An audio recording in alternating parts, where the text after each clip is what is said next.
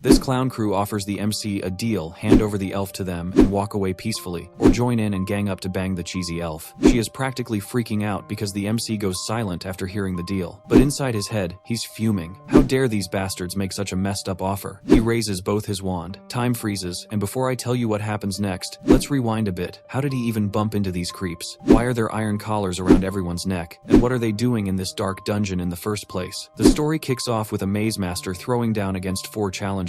Our main dude steps up with a magic wand and basically tells the enemy it's over. Next thing you know, the wand blasts out a massive wave of fire that roars straight at the target. But the maze master slaps down 3 magical barrier circles. The blast hits the barriers, and they fold faster than me seeing a math test. The flames keep going and vaporize the maze master on the spot. Following the massive explosion, a message pops up thanking the player for completing Abyss of the Labyrinth, even on insane difficulty. The guy playing smirks and thinks, maybe I should post this gameplay on YouTube. Right after that, the game hits him with an offer to try developer mode. His mage already packs some serious power, but now it's throwing in extra abilities, which only means one thing: this mode's about to be pure chaos. He opens his character's stat window, and there's nothing, like literally nothing. So he dumps all 10 stat points into wisdom. Yeah, bro's not beating the dungeon, he's just gonna overthink every trap in 4K resolution. But wait, when the game loads, his monitor goes nuclear. The flash lights up the whole apartment. Bro wakes up to some angry dude screaming that he's a criminal and needs to walk straight. He just smirks, thinking this dream's gone way off the rails since he was gaming a few minutes ago. The guy sees him smiling and shoves him down. Our hero starts feeling pain and notices a strange blue circle in front of a group of people. A bald old man tells them they're criminals who have become slaves. He hands them a magic wand and sends them into a deadly labyrinth. If they survive and earn money, they can buy their freedom or even get into the magic academy. Our hero remembers the same stuff happening in the game. Reality hits, and he goes pale as he realizes he's basically inside his favorite game. But quitting isn't an option now they've been thrown into a dark, twisted labyrinth. He soon realizes his character's name is Caleb, and the place is crawling with monsters straight out of DC Comics. He needs to prepare himself and check the stats of the others. One of them is already terrifying Yahello with his lustful intentions. Another, the second slave, receives a divine oracle foretelling their deaths. He loses his mind,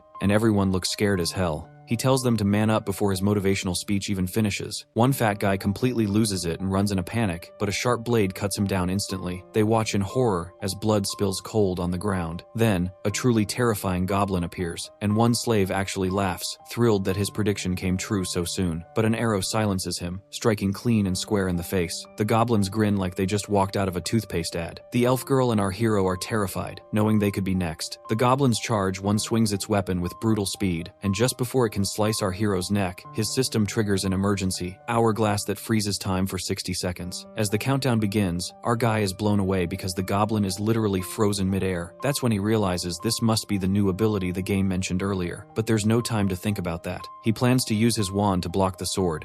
But as he moves slightly, one action point drops, pissing him off. That's when he notices the system prompting his goofy wisdom to cast Fireball. He realizes the system has live command input, which is honestly pretty dope. Anyway, he moves his wand, losing 1 level point. He aims at the goblin, there goes another. Then he thinks maybe he should target the center, dropping yet another point. When the system warns that he's out of points, he couldn't care less, and fires anyway, knowing the time freeze is about to end. As the countdown finishes, the skill enters a 60-second cooldown. Flames condense at the tip of his wand just as the goblins begin to move again, and then the fire bursts out, nearly annihilating them on the spot. The elf girl stands in shock, and as our hero realizes the goblins are truly dead, he exhales sharply, knowing he was just inches away from losing his head. He musters up some strength, reminding himself that he knows the mages in this game better than anyone. He needs to find the exit gate and trustworthy allies to fight through the monsters. He asks Yahello what kind of magic her wand uses. She's scared and barely manages to reply. It's a lightning wand. He tells her to use it on the enemies since they have no other choice but to fight. Our hero still doesn't know who or what threw him into this game, but one thing's for sure, whoever did it is going to regret it. A few years back, a huge labyrinth appeared, spilling monsters all over the world. The chaos wiped out countless adventurers and mages. To train new labyrinth explorers, they started throwing slaves inside, keeping only those tough enough to survive. That's basically what the game is about, though our boy isn't sure how much of it is true, so he's careful not to take anything for granted. The blonde elf with our boy hesitantly introduces himself as Urnil, and R introduces back, and they walk with an awkward silence. She finally speaks, saying Caleb talked quite a bit on the ship, but now he feels really quiet. Our hero gets the hint from people that there must be more people familiar to him, which means he needs to be careful. When our boy doesn't answer, she tells how she gets slaved by unjust drugs accusations. Realizing the girl is scared, our hero tells her to quiet down. Out of nowhere, the system shows an hourglass with a countdown. Our hero can't understand why it starts, if he has stepped on a trap. It tries to calm down, thinking most traps on the first floor are usually something that pops out of the wall. There aren't any holes on the urinal side of the wall. He scans on his side and ceiling too, and it's all clear from any holes. Now the trap must be from the floor, which is further like a spike trap, an explosive nail trap, a poisonous gas trap, or a falling trap when the floor collapses. Now the hourglass activation gives him enough time to figure out the possible trap, but leaves him no time to prepare. He steps ahead out of all options, along with Urinal. But this goofy girl accidentally hits our guy's foot and loses balance and steps on the deadly trap. Our hero warns that it will activate once she lifts the foot. She asks what she should do. Our hero asked her to grab heavy barrels while he pressed the same block in place of her. But trusting Urinal is his biggest mistake, as 30 minutes passed, and she hasn't returned. She doesn't know if she got stuck in the new trap or faced a monster. While he thinks of being more selfish, a voice calls him. It's our goofy girl, who somehow rolled a heavy barrel to him. After they put it on the trap, Caleb uses his telekinesis magic wand. He says move, and the barrel moves aside, and the surface explodes. Our hero knows that this place is filled with traps like this, and monsters too. A glowing screen pops up, asking for stat points. Our guy dumps it all into wisdom and keeps going. It's only the first floor, so he's chill about it. He wants to test the hourglass and spell casting to see if it eats his action points. Just then, a goblin steps in, and our hero is not afraid, but the goblin's grins wider as they are armed with bows.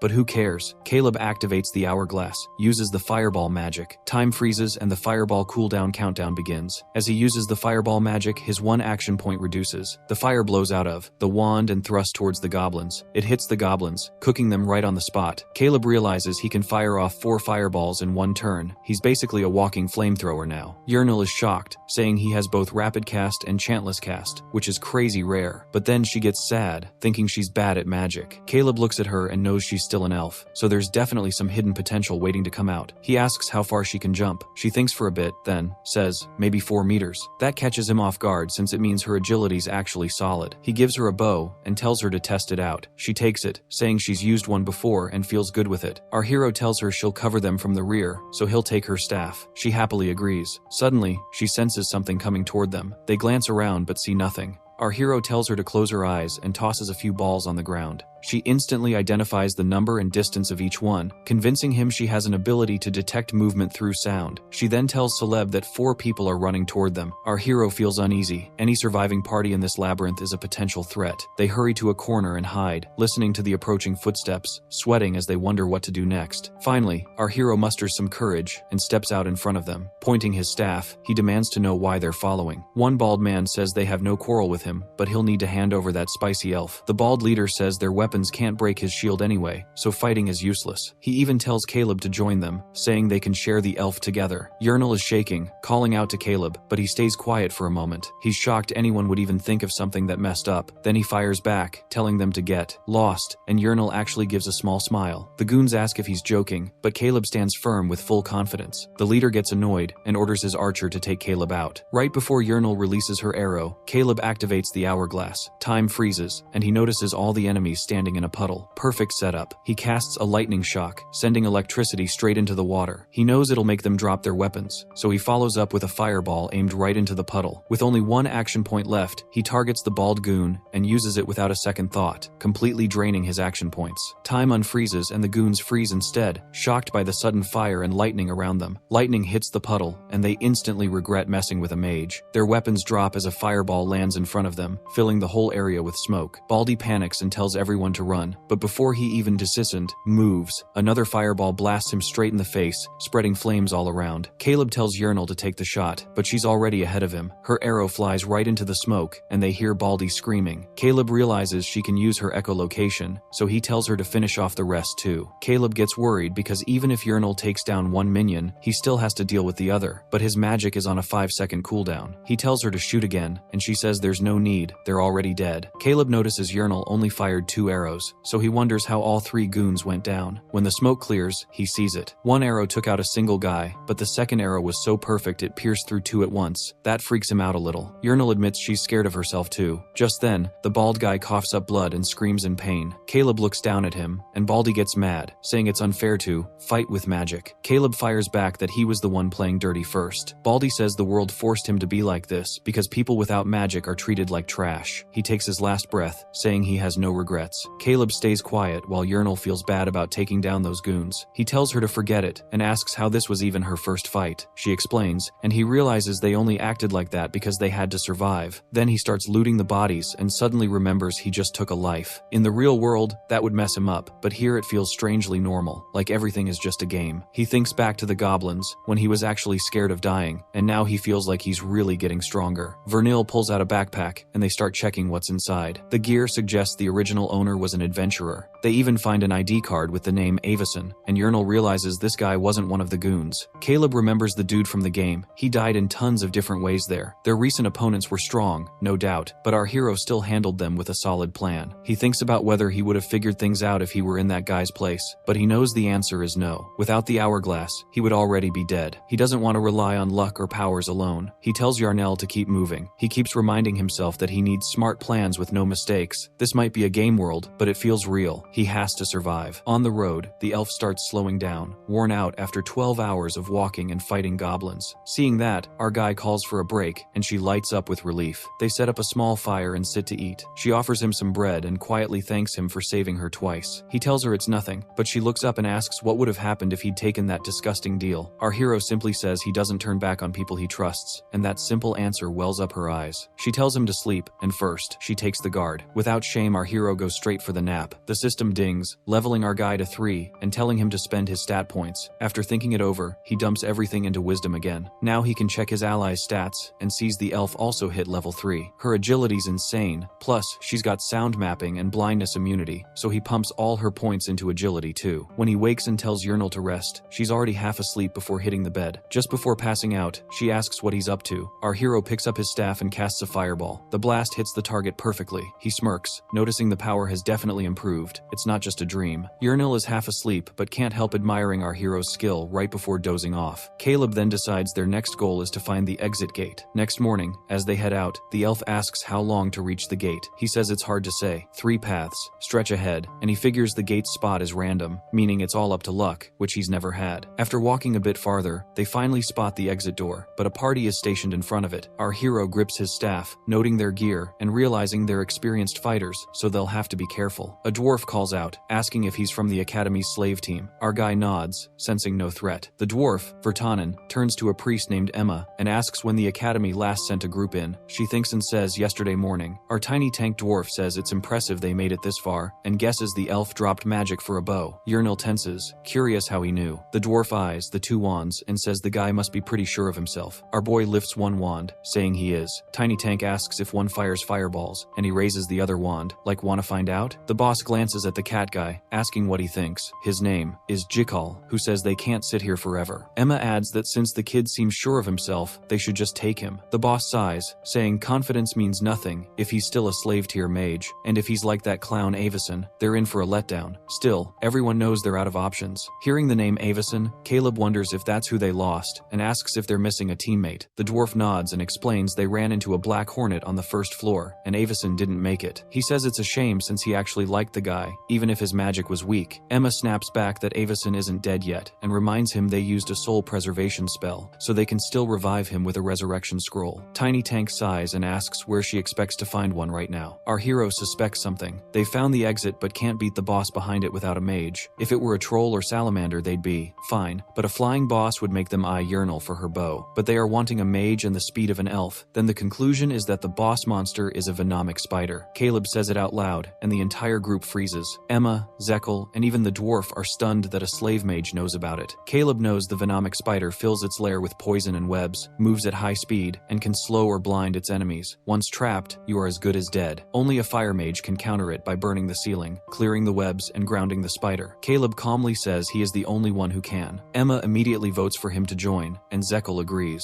Finally, Tiny Tank tells our hero and Yahello to join as temporary members, but Caleb declines, shocking everyone. Even Even Yernal asks why, saying it's their best chance to reach the gate. Caleb explains that the boss fight opens the exit gate, but the others are hiding that it only lets 4 people through. It weakens, with each crossing, turning from green to yellow to red, and collapsing after 5 minutes. Only 1 slot is left and they need him, which means Yernal would be left behind. Her eyes welled up just with that thought. Tiny Tank's offer doesn't sound very tempting. He says our hero, he wishes he could take both of them, but they only need 1 mage. He offers a chance to survive if Caleb lets the elf go. Yernal looks at him with a big question in her eyes. Caleb stays silent, weighing the choice. The offer almost sways him, but if he stays a slave after escaping, they'll just dump him with the rejects again. He'll never find another Yernal. With full confidence, he says he won't abandon her. Everyone's caught off guard, though our guy doesn't get why the elf's surprised he already turned down their gross offer. Instead, he throws out a deal, saying they should just hire him. The boss stares, wondering if he's serious about skipping the exit but still wanting pay. When our boy asks for 10,000 gold, the boss snaps.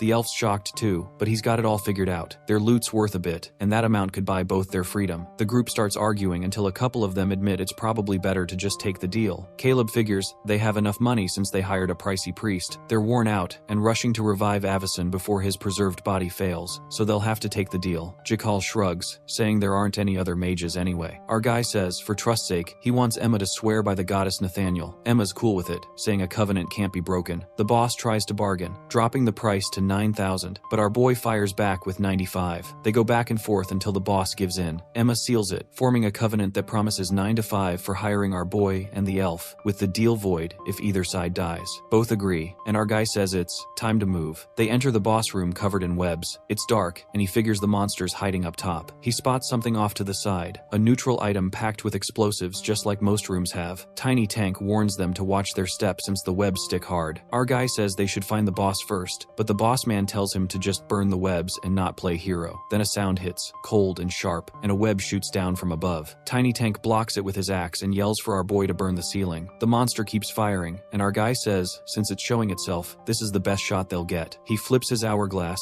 dumps all 4 charges, and fires off 1 fireball after another. The last one hits dead center, blowing the ceiling apart in a huge blast. The others just stare, stunned. He fired 4 spells, with no chant at all. As flames spread, our guy tells everyone to lock in. This is their shot. He knows they can't waste a burst window. He calls for the elf to fire, and she unloads 6 arrows while the boss burns and crashes down. Half just bounce off, so he tells her to hold back. That weak goblin bow won't cut it. The fire climbs, and he tells Emma to throw up a barrier, then signals the fighter to charge once it's ready. The fighter grumbles, but knows he's right. When the smoke clears, he leaps in, dodges the spider's strikes, and slices off 2 legs mid-air. The monster screeches, flips on its back, and yearnals up. The boss man yells that it's about to blow, and Emma slams down a constellation shield to protect everyone. Our guy says they clearly knew the boss's pattern and prepped for it, but instead of blocking the poison burst, freezing it is smarter. He fires an ice lance straight at the spider, freezing its egg sac solid. Then he orders Emma to fall back and the boss man to go in. She hesitates, so he shouts again, telling Tiny Tank to hurry and dump his burst. Tiny Tank grumbles, but charges, saying the kid's got an attitude now. He jumps high, brings his axe down with a move called a Great Shattering Cleave, and cracks the boss's skull with a quake that shakes the room. Pulling his weapon free, he says it's over, but our guy reminds them that with bosses, there's always a chance of a second phase. Everyone starts celebrating, saying they finally did it, though it was only the first floor boss. Our buddy still grips his wand, and the elf notices. He says they just said the magic word, they got it. She tilts her head, then looks up like he said, and instantly freezes in horror. The ceiling's packed with spider eggs. The others look too. Emma can't see well, but the Jekyll freaks out, yelling that it's crawling with hundreds. Even the boss man's stunned, saying he's never seen anything like it. Our boy snaps into action, telling the elf to roll him the explosive barrel. She does, but the boss stops it, asking if he's supposed to feed it to the thing. Caleb says, yeah, just aim for the ceiling, and tells Emma to light up the elf's arrow. She nods and gets to work. Caleb tells Yernal to shoot an arrow at the ceiling, and she fires, bursting a cluster of eggs. Tiny Tank spots it, grabs the piss barrel, and throws it high. Our boy catches the cue and activates the hourglass. He fires 4 fireballs that spiral up and hit the barrel, blowing it apart. Tiny Tank's crew murmurs about his silent casting, wondering who this guy actually is. Slave or not, his talent's unreal. A bright flash signals the exit gate opening. Our boy exhales, finally done. Raiding with skilled players helps, but losing control like this still stings. Jekyll steps up, asking who he really is. Turns out he's just surprised, and says he's impressed Caleb didn't try to poison or kill them. Our boy laughs and says he never thought of that, but if he had, he could have taken the gate. Jekyll says he's glad he didn't, and Tiny Tank admits he's impressed too. That level of skill is crazy for a slave, and they wonder what he used to be. Our hero says he was hooked on the game and curious what his character used to do. He says he was a slave at the Magic Academy. Tiny Tank thinks he's hiding his past for a reason but won't ask. Urinal walks up saying she didn't expect them to clear it without a scratch, and calls them lucky. Tiny Tank admits he didn't expect much, and only made the contract fast because he thought they'd all die. Urinal's shocked, and our boy says that's why the fee was set that way. Still, Tiny Tank got his money's worth. He agrees but says it's not over yet. Our guy nods. Jakal asks what he means since they already found the gate. Caleb explains the settlement has to be done in the village. Urinal's confused but Emma confirms it. The contract says the party must pass through the exit gate for it to count. She points at it, saying it's right there, but Emma says it's not that simple. Deal sworn before the goddess of fairness has to follow every rule, and they still need to cross the gate. Urinal says they can't make it out, and Emma says that means the deal can't finish inside the dungeon. If they don't escape, it's void. Our guy says no one sane would carry 10,000 gold into a dungeon anyway, and the system punishes anyone who can't return. She asks if he knew, and he admits he did since big dungeon deals always settle back in town. Jikal says no wonder Tiny Tank offered 9,500, and that he had a feeling it was coming. Tiny Tank says he's just managing the party funds smartly. Jikal laughs and tells our guy that with his skill it'd be a waste to die, so he better make it back and clean out Tiny Tank's wallet. They decide it's time to leave. Our boy stops them, saying the backpack belonged to one of their old members, Avisan. Everyone freezes, and Tiny Tank rushes over, asking if he's sure. Caleb nods, saying it looked familiar. They wonder where the body is, and he says they never found it. It came from loot another slave team had after a fight. Emma and Jikal are stunned, and Tiny Tank figures he must want something in return for bringing it up. Our guy says he just wants the backpack, not Avisan's stuff. Tiny Tank laughs, glad he's not asking for money, and says he can have it along with some of their food. Our boy asks if he's really giving all that away since they're not heading straight back. Tiny Tank says getting a resurrection scroll takes time. Emma says she already brought one, and he's surprised. They explain they've already revived Avisan once. Our guy sighs and jokes that Avisan needs a new job. Tiny Tank laughs and says Caleb's 100 times better than him, and the group agrees they should have recruited him first. Urinal quietly thinks it over, and our guy teases, saying better luck next time, though it'll cost more. Tiny Tank grins, saying he talks big but he'll be watching. Then Urinal raises her hand, asking if they can just take Caleb back with them. Everyone's stunned, even Caleb is in pure shock. She says if one member makes it back, it still counts, meaning he can claim the 9,500 gold, become free, join their team, and finally, gear up right. Emma asks what she plans to do since even a mage like Caleb would struggle to survive, and she wouldn't last a day alone. Urinal goes quiet, then says they'll never find the exit again, and will both die if they stay. She tells him not to throw his life away for her. If she'd been alone, she would have died long ago. It's only because of him she made it this far. Our boy's stunned she's willing to go that far. She starts crying, thanking him, saying she'll never forget him, and wants him to live well for her sake too. Tiny Tank tells Urinal that taking members from another party into a dungeon is rude. She asks why he did it before, and he says he thought they were just slaves for the boss fight, not real people, and he is sorry. Now he wants them as a real team and offers our guy a deal to join for a 25% cut and 9,500 gold. Our guy says it is generous, but Urinal takes his hand, saying she will be fine, and does not want him dying for her, so they should part with smiles. Then a status window pops up, calling this an hourglass expansion chance.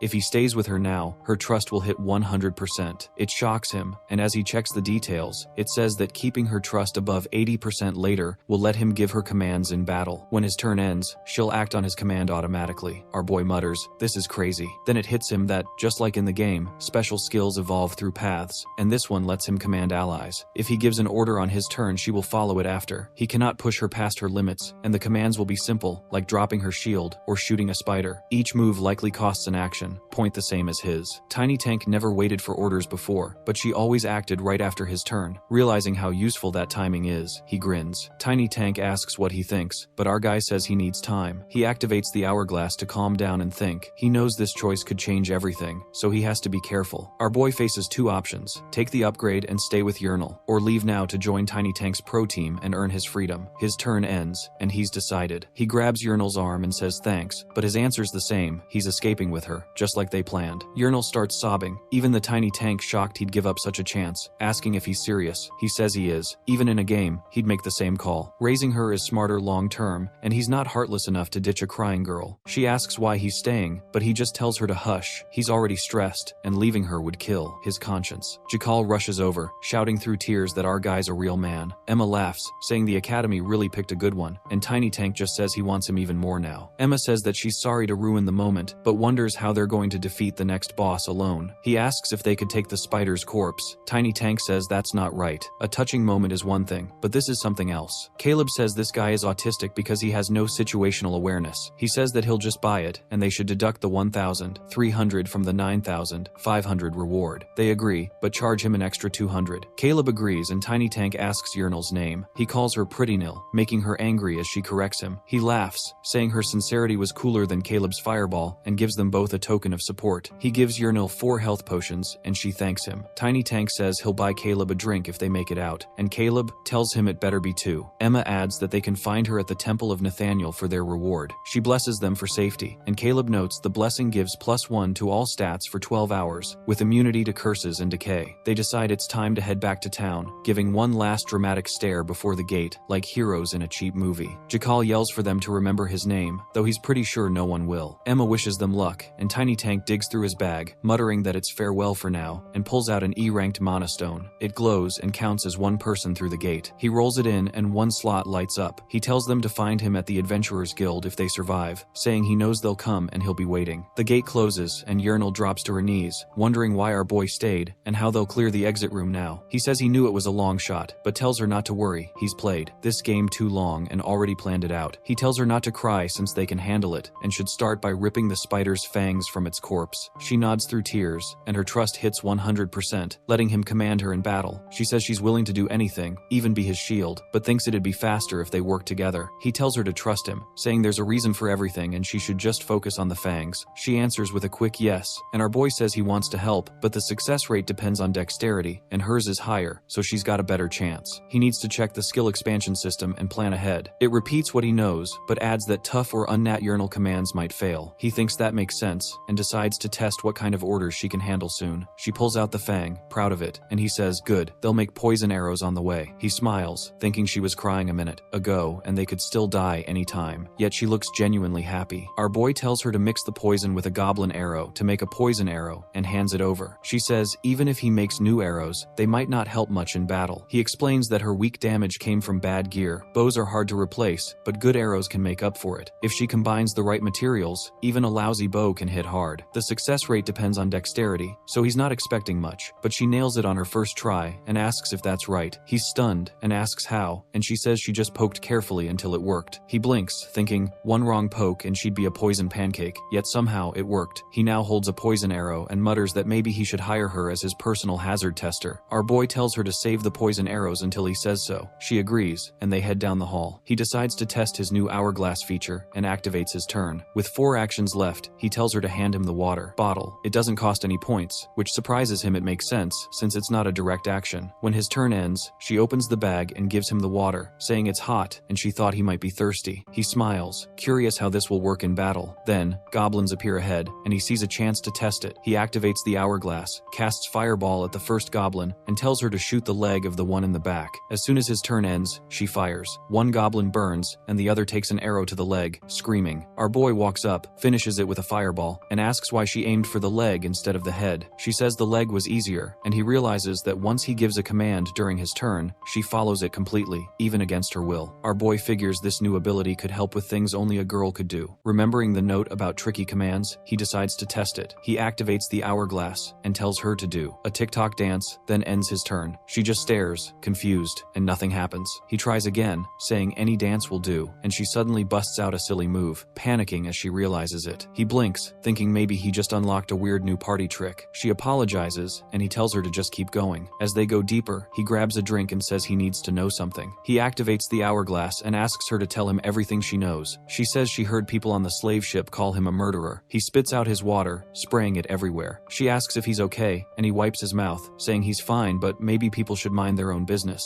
She admits she used to think he was scary, but is glad he's not, and believes he had his reasons. Our boy nods, though inside he knows it's bad he killed a Fox Tribe teammate. He explains Fox Tribes are smart, magical, and annoyingly charming. She says the woman must have done something awful since the Caleb she knows wouldn't kill without cause. She remembers him saying the Magic Academy puts one experienced adventurer in each 4-person slave team. Now she gets it, and is relieved he's the one with her. He says he's still trying to figure out who he was before ending up in this body, basically a midlife crisis in dungeon form. As they turn the corner, she suddenly gasps. They have found another exit room. He says he expected one eventually, but reaching it this fast feels too lucky, and makes him uneasy. Then she points ahead and tells him to look. Someone is lying on the floor. She says it's Avison, and that soul preservation magic makes him look asleep. He's pale and clean, so he must be rich. Our boy agrees only nobles can afford that magic. She says it's her first time seeing it, and he wonders if they could return the body for a reward. Then he sees one of Avacyn's legs is missing. He asks if she hears anything eating nearby. She listens and says yes, an awful sound but no wings. He frowns. If the black hornet killed him, it should still be around. He says they should check, but she says they don't have to go far. As she peeks around the corner, she points to a black hornet larva feeding on the body. Our boy stares. The parent is gone. If adventurers had killed it, there'd be battle signs, and leaving its young behind makes no sense unless it ran from something stronger, something that shouldn't exist on the first floor. Our boy suddenly realizes something terrible and asks if any adventurer has gone missing on the first floor. She says she's heard of one, a rogue named Baik Otake, who vanished after beating a black hornet alone when his team fell. She asks why he wants to know. Our hero is sure now. A rogue is the worst matchup for a mage. He asks if she has ever heard of a possessed adventurer. She hasn't. He says it is rare but happened once in the game, the exit boss on the first floor. It's when an adventurer's soul is taken by the Labyrinth master, turning them into a mad servant who fights with their old skills but is far stronger. No wonder they reach the exit so fast. The master's toying with them. He mutters a curse, realizing how bad this is. Yahello senses his fear and starts crying, asking if they're doomed. He steadies himself and says they'll handle it. When she asks if he's sure, he grins and says, of course he's here. What could go wrong? The scene cuts to a tavern where the bartender's cracking up at our tiny tank. He says no chantless spellcaster exists, since even one is a once-in-a-century flex. The bartender adds he's lucky to be alive and pours him a drink. When Tiny Tank points out he didn't order anything, the bartender grins and tells him to drink up before it disappears, still roasting him. The bartender asks about Jackal. Tiny Tank says the kid's new but dependable. The bartender jokes that every rookie Tiny Tank brings ends up broken and calls Jackal a future. Baik Otayek. Tiny Tank laughs, saying Baik was a legend on the first floor, maybe even strong enough for the second, but his recruit isn't at that level yet. Then he sighs, saying it's still hard to believe someone like Baik got taken down by the Labyrinth master. The bartender agrees it's a real shame. Tiny Tank takes a sip, grins, and says the worst part is whoever faces that legend as a boss, may the gods weaken them first. Just then, the door bursts open, and a woman rushes in, crying and yelling at Tiny Tank, asking if it's true her son Avacyn is dead. He apologizes and says yes, Avacyn got killed by a black hornet. She breaks down, saying she trusted him to protect her son. Her other son steps in, saying they should stay calm and listen, since it's not anyone's fault. His voice hardens as he vows not to let it end like this, and says he's already planning a rescue. Tiny Tank says the magic preserving Avacyn's soul lasts a week, so revival is still possible. Scroll will be ready in 3 days, and they'll leave then. Avacyn's brother, Clarence, says that's too close and asks if they can go now. Dwarfy says he'll use a tracking spell to find his brother, adding that a genius mage helped them make it. When Clarence asks who the mage is, the bartender says it's a slave who casts spells faster than people blink. Tiny Tank sighs, saying it's real. Clarence frowns,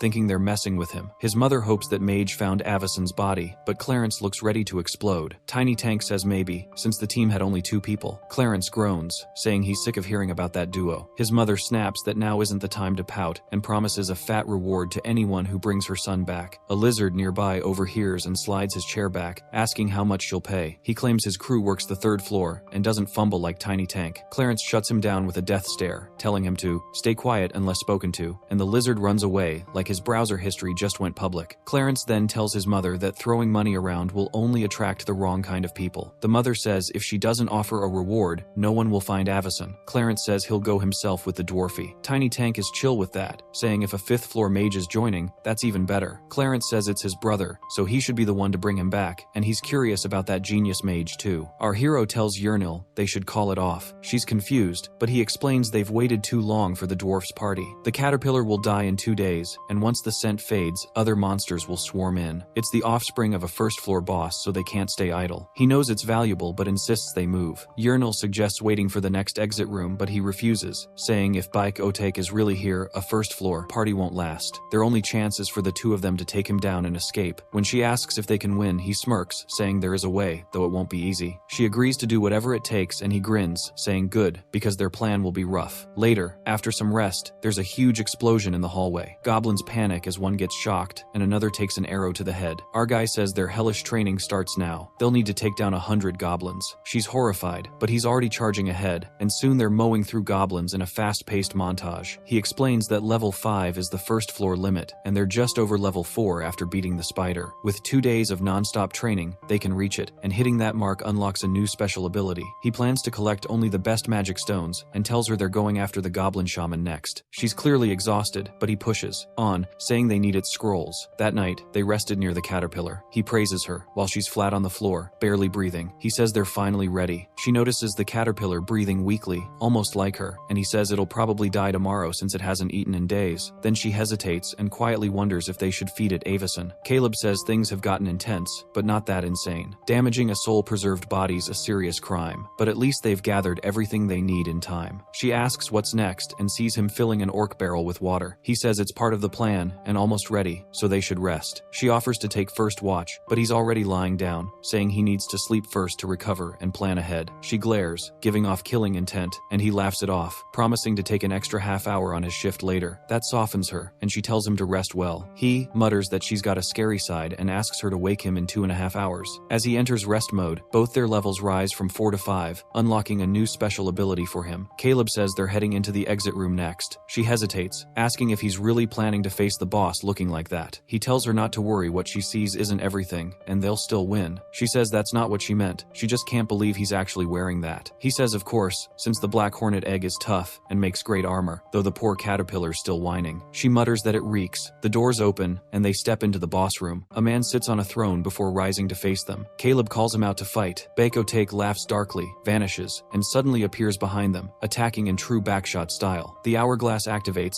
and our guy realizes the rogue used a scale-leaping ambush. He had already predicted that move and aimed behind him, firing a lightning blast right in the guy's face. After the hit lands, he shouts for Yahello to soak him with water to boost the shock. All his action points are spent, ending his turn and putting his skills on cooldown. Time unfreezes, and Baekotake gets zapped, dropping to his knees. Yahello grabs the orc barrel and dumps the water all over him. As he's soaked, our guy says perfect and fires off ice pick. The boss dodges in a zigzag, pulling back, and Caleb recognizes the move as shadow leap. Since the guy's burned his mobility skills, our boy tells Yahello to lift the barrel again while he preps his telekinesis wand. He holds it up and tells her to shoot it. She fires, bursting it midair and splashing water everywhere. Caleb launches another ice pick, hitting the puddles, turning the whole floor slick and slowing the boss down. Baekotake notices, but before he can react, something flies in and smashes the hornet eggshell armor. Yahello screams our hero's name, but he says he's fine thanks to the armor. He's shocked the boss used a ranged magic throw, though it's weaker from that far. The dagger spins back to Bake, who catches it and fades from sight. Caleb mutters that he's gone invisible and tells Yahello to track his position. She nods and gets ready. Yahello focuses and hears movement above. She fires an arrow at the sound, nearly hitting the boss before he dodges midair, leaving himself open. He grabs something from his back, a grenade. Our guy notices and grins, saying this is what he's been waiting for. He looks at the black hornet caterpillar and uses ice pick, instantly killing it and triggering his level up. His new ability, Slaughterer's Momentum, kicks in. Pulling out his lightning wand, the hourglass activates again. The skill now gives him 2 temporary action points for 60 seconds after a kill. He explains that he dragged that larva here for this one move. His target is the grenade. The boss holds tiny and far, but still hittable. As time freezes, he lines up his aim, hoping he gets it right, then fires lightning shock twice, spending both points. Time resumes, the lightning bolts hit, and the grenade explodes midair, lighting up the sky above them. Caleb cheers, saying he actually pulled it off. Makes sense, since he was a special class marksman in the army. He asks where the boss is, and Yahello points him out. Our guy fires an ice pick, hitting the target square in the chest and freezing him in place.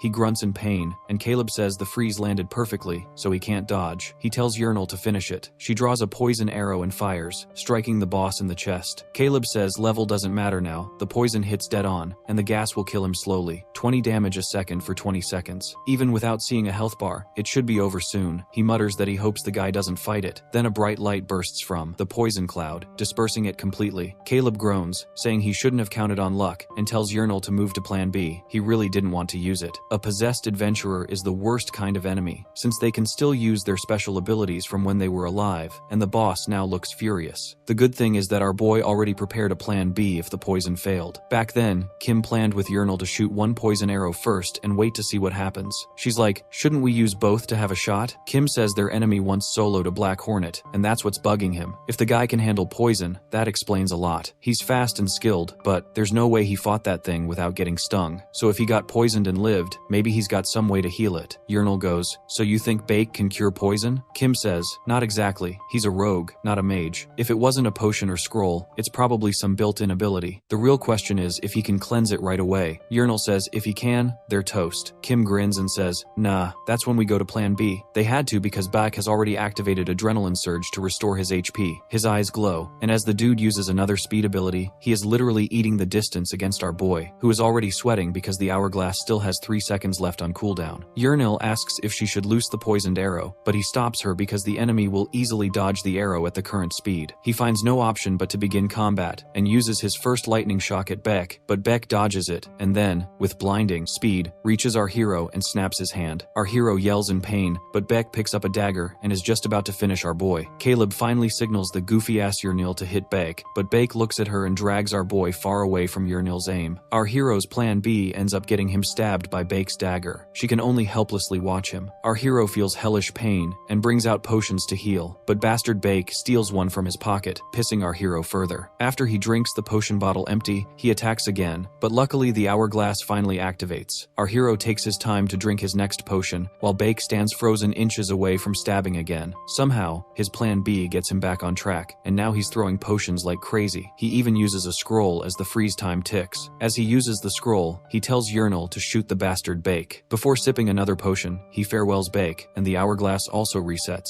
Beck's dagger hits the protective armor of our hero. Beck looks shocked, and our guy restrains him tightly, telling him his confusion is legit, but this was simply the magic armor scroll effect. Then he yells at Yahello to shoot. An arrow shoots toward Beck bullseye. It hits right in the back, and poison starts to expel out. Our hero still clings to him even in poison, and keeps drinking potions while the air around them grows dense with poison. Finally, Beck coughs blood in pain, and the hero still drinks potions in order to survive. Beck still slightly pushes our hero away, and pulls up the dagger. He tries to strike our boy, and just before penetration, the dagger falls. Beck falls unconscious, and the hero is also about to log out because of the deadly poisoned smoke. Yahello leaps toward him, begging him not to die already, and feeds him more potions. But even after emptying multiple bottles, she finds no hope and weeps. Suddenly, a gate opens, and it's Caleb, who musters up some strength to stand. The goofy-ass Yahello, mid-cry, starts to explain about her shot, but our hero knows he used a special skill of curved volley to auto-aim on Beck. Then, he asks Yahello if there are still 2 open slots on their gate. She replies they have. He tells her to bring Beck and Avison with them. Back at the tavern, a dwarf asks Clarence why he enters. Clarence says his brother's life is on the line, so wants to enter the labyrinth to help him. The dwarf tells him that his scroll is just ready, but he can't enter the labyrinth before 5 a.m. Clarence figures the soul spell's running out. More scrolls won't help if they don't save his brother soon. His thoughts are interrupted by Emma, who tells them to reach the labyrinth office as soon as possible. When she tells them the first floor exit gate is opened, the new leaves them shocked. Clarence even demands reassurance. She reassures them to move their asses fast. At the labyrinth, Scarlet stands in front of the gate. She is disappointed why no one is coming out. She hears a voice and turns out it's Clarence. They both are here for his brother, Avison. Just then, the gate's energy changes, and Scarlet gets near it hoping Avison will come out fine. A freaking rotten face appears out of the gate. She yells the hells of her soul as they face each other. The zombie face dude falls on the ground, taking everyone by surprise. Clarence immediately realizes it's Avison. The gate turns green before it throws out another rotten dude. Emma figures it's Beck from his red hair. Scarlet is vexed why only dead bodies are coming out. Clarence can't believe that Caleb's duo really defeated Mr. Beck. He remembers the time when people told him about a mage, and finally someone stepped out of the gate. It's our goofy Yahello who tells them to wait if you want the hero's entrance. They wished him warmly, but Scarlet angrily asks her if she is from the Academy's slave team. When Yahello says yes, Scarlet can't understand how slave duos with crappy weapons defeat Mr. Beck, especially when they had no time to even team up. The gate goes red, and a hand appears out. It's our hero, walking out farming aura, hyping other minions' excitement. Our hero slightly says he has 8,000 gold, and starts losing balance. Yahello holds him, but he zones out. Back at Nathaniel Temple, our guy awakes and asks what happened. Emma says he collapsed after overdosing the healing potions with the antidotes. Caleb asks where his money is. She points that it's on the table, and my guy goes straight to count every penny. He asks why it's less, to which Emma says Yahello pays 150 coins for the medical fees. Our hero gets angry at Yahello. However, he asks about Avison and Beck. She says Avison is in a revival chamber, and hopefully will get resurrected, but Beck's body was sent to the morgue. He asks if she can revive Beck too. She says no soul preservation spell was used on him, so revival's impossible. But, our guy knows that the spell normally keeps a soul tied to its body for a week, meaning the body must be found fast to bring it back. Our boy figures there's a loophole though. If the labyrinth master stored his soul somewhere safe, like in a jar, maybe it can be pulled from the soul sanctuary and revived. The others probably called it impossible, because they don't even know that place exists. Our guy only only found it once while playing the game. He gets ready to head out after wishing Emma well. Our hero returns to the academy. Yahello greets him warmly. Our boy's still got a chain on his neck since he's a slave. He tells her they can buy their freedom with this,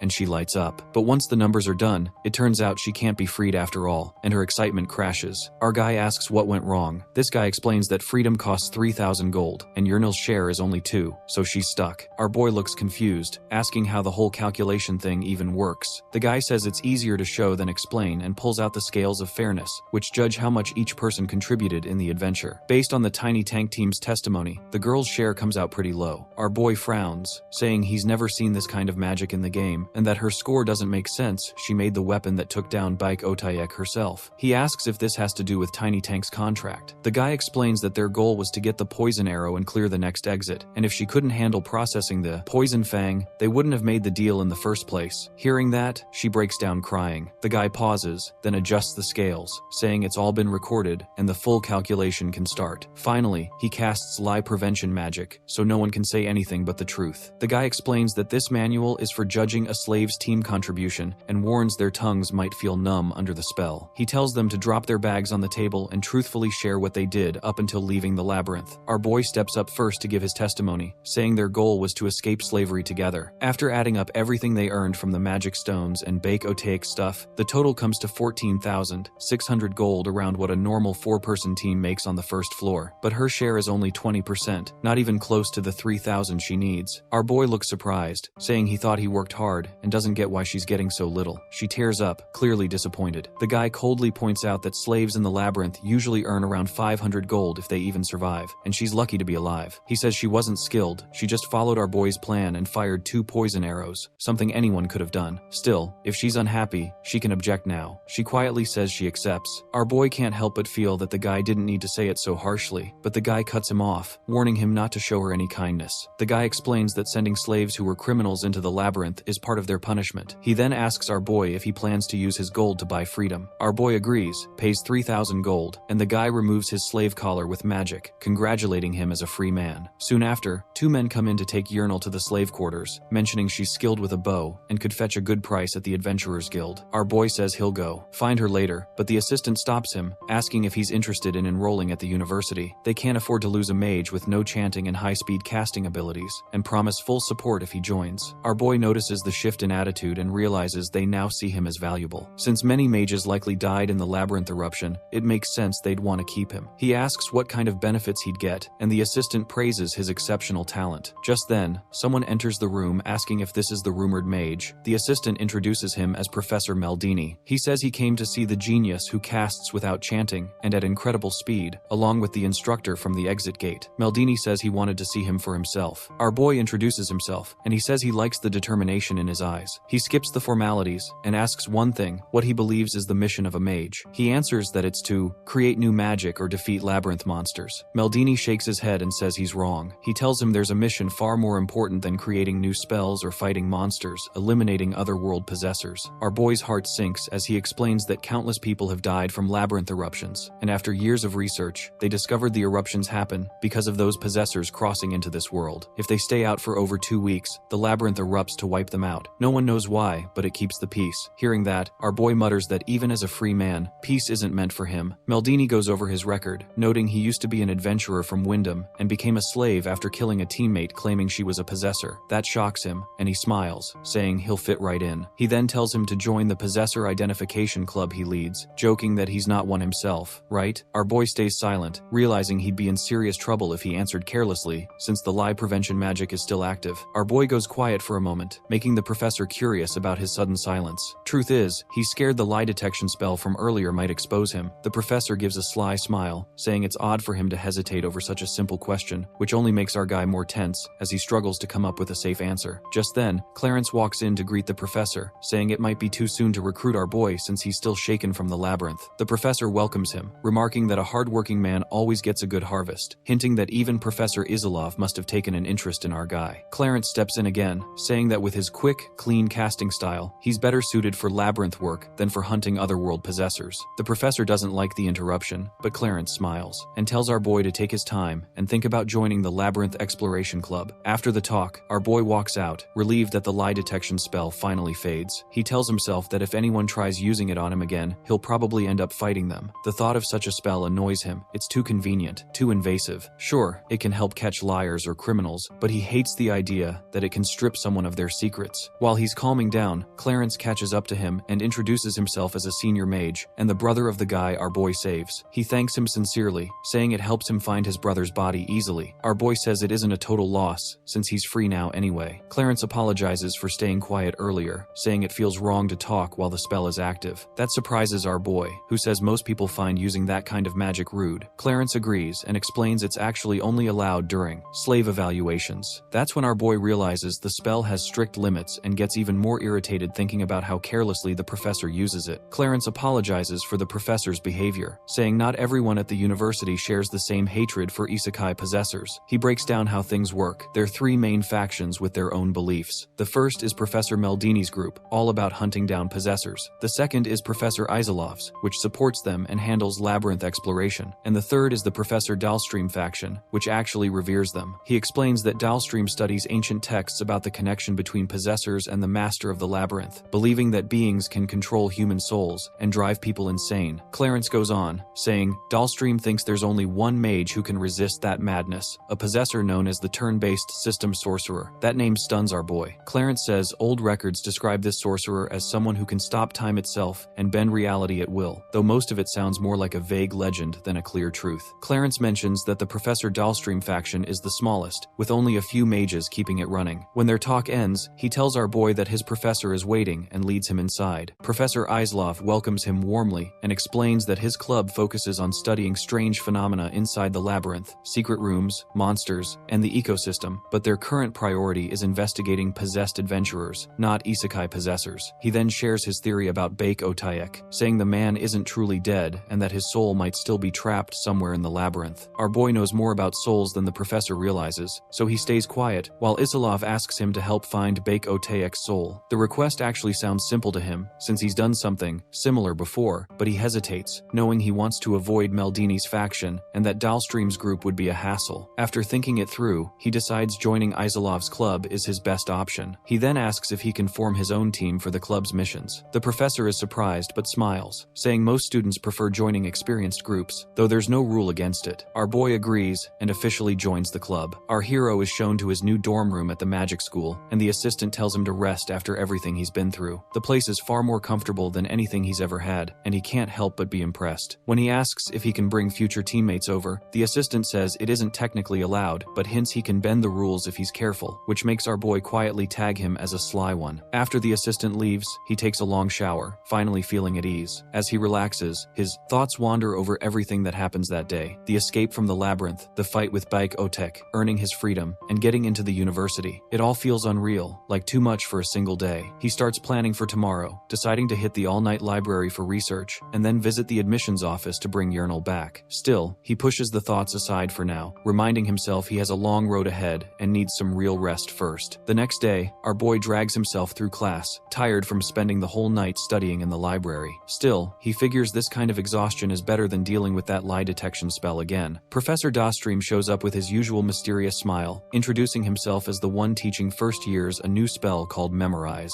He explains that the spell forms a contract with Wizu, the god of wisdom, granting each mage a special memory book used to store spells. After the demo, the students try it themselves. When our boy activates the spell, his own memory book appears, showing he can store 3 spells since he is level 5. The professor tells everyone that their limit depends on their level. The higher it is, the more spells they can memorize. The professor tells the class they can create new spells by combining different slots, and says his assistant, Scarlet, will handle the lesson. She looks caught off guard, but he quickly claims his back hurts, leaving her no choice. Scarlet expects an easy first day, but realizes the professor is still too drained to teach. Tired herself, she leads everyone to the magic training grounds. There, she explains that the number of slots varies for each mage, and once someone has at least 2, they can combine spells. Merging 2 level 1 spells creates a stronger level 2 spell through a process called bookbinding, which lets them craft advanced magic without using extra slots. She adds that 3 spells can be fused, though it's risky and rarely works. To show them, she demonstrates by merging 3 spells into one powerful attack called Triple Attribute Strike, a move that unleashes the combined force of all 3 elements at once. The students are amazed by the power of the spell, realizing how strong advanced magic can be. Scarlet seems proud of the result and tells them that with enough practice, they can can achieve something similar. She hands out a list of basic spells and explains they can buy them from the magic bookstore or visit her at the tower for advice. While checking everyone's selections, she notices our boy already has 3 magic slots and is stunned by his choices: Dust Cloud, Heat Wave, and Moisten. She asks if he knows the last one is just a utility spell for adding humidity, clearly confused about his logic. Our boy calmly asks if his choices are against the rules, and she quickly says no, just unusual. Right then, Professor Dostream enters, curious about the noise. Scarlet shows him the list, saying she can't understand why our boy picks such odd spells. The professor looks it over and simply tells her to let him be, saying that experimentation is what the university is all about. He gives our boy a confident smile, wishing him luck and saying he looks forward to seeing what comes out of his strange mix. That evening, our boy returns to his dorm, relaxed, and starts working with his memory book. He registers his 3 spells, then begins combining them through bookbinding. Merging Dust Cloud and Heat Wave gives him a new level 2 spell, Dust Explosion, which packs way more power than a regular fireball. Excited, he tries again and gets another level 2 spell, Heat Wave, which causes damage and even sunstroke. Finally, he combines all 3, Dust Cloud, Heat Wave, and Moisten, and creates Thundercloud, a strong lightning-based spell. Looking at the results, our boy is thrilled. He plans to test them soon and buy a lightning staff to use them better. After finishing his work, he reminds himself there is still one important thing left to do. Meanwhile, Yahello sits locked up at the Adventurers Guild, accused of drug trafficking and waiting to be sold. Hearing the guards talk about her breaks her spirit, and she fears being sent back into the labyrinth again. As she is led to another room, she mutters sadly about missing our boy, thinking she will never see him again. But when she opens the door, she freezes. He is standing right there, waiting. Our boy looks calm and says he could never abandon a companion he risked his life with. The sight of him leaves Yahello speechless and deeply moved. Our boy reaches out to Yahello with a confident smile, promising to make her truly free and asking her to come with him. As they walk outside, she worries about still being in debt. He tells her not to stress. He has a few ways to clear it, starting with collecting the reward for bringing back Avison's body. He is surprised to hear only 100 gold has been paid. Clarence explains the rest is on hold since the university might seize it before Yahello's freedom is official. She will get most of it soon, but has to stay in her assigned quarters for now. Our boy then tells her there is another way to clear her debt. She can join him in his next trip into the labyrinth. If she does, she will pay off everything and finally be free. He shows her a bow he has brought as a gift, saying it is her choice whether to stay or walk her own path. After a moment of hesitation, she asks if he really plans to keep adventuring. He says yes, even if he isn't much help, he will still try his best. Moved, she blurts out that she wants to stay with him and keep being his companion. Our boy smiles when Yahello says she wants to stay with him and tells her they will keep going together. He also mentions he has already found another teammate, which surprises her. She gets excited and wants to meet the new member right away, though he warns her not to expect too much. That night, Yahello stays at our hero's place. She is all joyful after wearing new clothes and equipment. She walks to her room, and while opening the door, she thinks tonight she will take a warm shower and looks genuinely excited. But the moment she sees the freaky face of Bake, she freezes in shock and screams. Our boy quickly calms her down and explains he's used a summoning scroll from Professor Isilov to bring Bake back. The guy looks exhausted, but greets her weakly. Yahello is still shaken and thinks about leaving, but Bake firmly refuses to let her. Later, our boy reads through Isilov's old research, learning about a huge incident 12 years ago in the labyrinth city of Sohen, an explosion that releases around 3,000 monsters, including abyssal ones. The target is a possessed man named Henry, who fights until the end, leaving behind a mysterious message before he dies. The message is written in a code only soul bearers can read, warning them to stay away from the magic university. Our boy finds it strange that Henry leaves such a message and starts wondering if the warning actually comes from the university itself. What makes it even weirder is that the place hit hardest by the labyrinth explosion is the university. Maybe they fight the monsters head on, or maybe they are attacked right after Henry's incident in the slums. Either way, our guy knows he has to dig deeper into what really happens, especially with Professor Maldini's involvement. Just then, Yahello comes into his room mid-sleep, asking if she can sleep in his room as the necromancer Bake messed up hair. She even asks if she can shit Bake in the head, but our boy refuses, saying if she wants to stay, she has to deal with it. Then he shows her a pile of scrolls he bought from the black market earlier that morning. She looks confused, but he smiles and says he has a few experiments in mind, and asks if she'll help him test them. Meanwhile, Professors Maldini and Isilov are busy with a new project, arguing over who gets the cleaner beaker like children in a lab. Maldini mentions that the man who writes the warning to the soul bearers is killed soon after, and that the student mentioned Caleb is someone Isilov knows. Maldini suspects something off about our boy's powers, recalling how he perfectly freezes the poison sacs of the labyrinth spider before they explode. He doubts that kind of precision comes from talent alone, and mutters that even his top students can't pour tea without spilling. He just can't understand how 2 lowly slaves managed to kill Bake Otaic and survive the labyrinth when half the academy can't even survive Monday lectures. Meldini finds it too strange to ignore and says all signs point to our boy being possessed, so they must investigate. Isilov disagrees, saying they can't accuse someone based on weak guesses. Meldini admits he doesn't want to rush things, but reminds him the university is low on mages and can't risk another disaster like 12 years ago. He vows to keep an eye on our guy, claiming he's just being careful, not paranoid, though even he sounds unsure. Later, Isilov sits alone, worried. He doesn't want trouble with Meldini, yet knows they need someone like our boy for the deep labyrinth missions. Our boy looks for new team members and is surprised by how many apply, since few dare to face the labyrinth. While he sets up the interviews, Yurnal and Bake wander through the crowd. It's Bake's first time outside since his revival, and when he starts sucking Yurnal's hair out of curiosity, she freezes while our boy struggles not to laugh. When everyone gathers, he explains their next goal, finding Beck's soul's resting place to fully revive him. Anyone wanting to join has to prove they can fight on the front lines. He places a huge barrel before them and says whoever can lift it will move to the combat test. It's a simple way to judge strength fast. But as soon as he says that, some people start backing out, realizing this isn't going to be easy. Yurnal says she isn't good at fighting, but our boy tells her she'll learn soon. A few adventurers mock him, saying he's only cleared the labyrinth once. Before the tension grows, a voice cuts through the noise. A tall lizard man from the Temple of Nathaniel steps forward, telling the complainers to move aside. The crowd goes quiet. No one expects someone like him to show up for a first-floor expedition. Our guy instantly feels suspicious, wondering if the temple sends him to keep an eye on their group, since they never trust spirit summoners like Bake. The lizardman warrior burst into tears seeing Bake in such a pitiful state. Another adventurer says the goal is resurrection and introduces himself as Hijikata, a swordsman from the 3rd floor. Seeing Bake revived gives him hope to bring back his own lost friend, so he eagerly joins our boy's team. Our boy thinks Hiji could be a good asset, but knows he'll leave once Bake is revived, so he won't stay in the team long. Before he can speak, a big man bursts in shouting for a chance to join. The bald monk looks desperate, insisting he has to be part of the group no matter what. When Caleb stares at him in confusion, the monk yells that he is even ready for the interview to be the part of the team because Bake is his true companion. And hey, if you enjoyed the video, don't forget to hit that like button and subscribe to Zucker Manhwa for more epic recaps coming your way.